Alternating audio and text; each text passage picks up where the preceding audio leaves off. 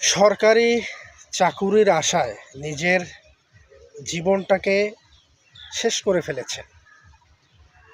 সরকারি চাকুরির আশায় নিজের জীবনটাকে আপনি শেষ করে ফেলেছেন।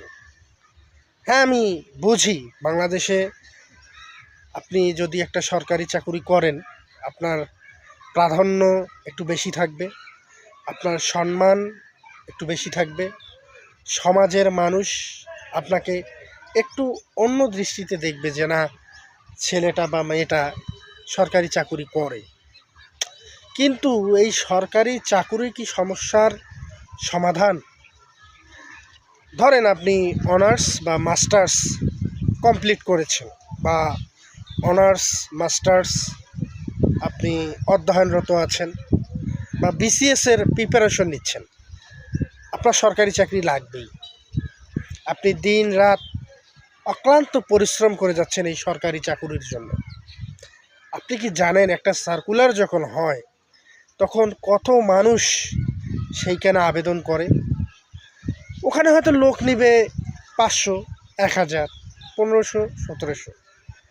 আবেদন তো হাজার হাজার হাজার হাজার হচ্ছে, লক্ষ লক্ষ হচ্ছে। এর মধ্যে যে টিকবে বা পরীক্ষায় উত্তীর্ণ হবে সে সরকারি চাকরি পাবে, আর যে পেল না সে হতাশাগ্রস্ত হলো, ডিপ্রেশনে চলে গেল। এটাই কি সমস্যার সমাধান?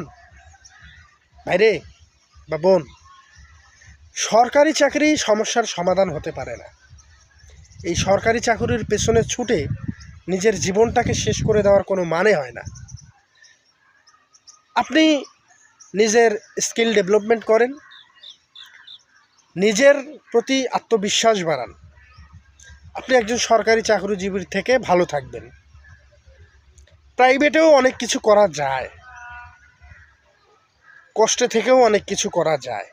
আমি জানি আপনার সরকারি চাকরিটা খুব প্রয়োজন, আপনার চলাফেরাতে অনেক প্রয়োজন সরকারি চাকরিটা। কিন্তু সরকারি চাকরি ছাড়াও প্রাইভেটেও ভালো চাকরি পাওয়া যায়। অনেক ভালো ভালো প্রতিষ্ঠান আছে, অনেক হায়ার র্যাঙ্কের স্যালারি তারা পায়, কিন্তু প্রকাশ করে না। হ্যাঁ, সরকারি চাকরি পেলে হয়তো আপনার ভালো একটা জায়গায় যাওয়ার সম্ভাবনা থাকে, কিন্তু আপনি যে ভালো জায়গাটায় যাবেন, কিভাবে যাবেন? এর উত্তর আছে কোনো আপনার কাছে? উত্তর নাই। যাই হোক, আমি সেই প্রসঙ্গে না আসি। আমার কথা হচ্ছে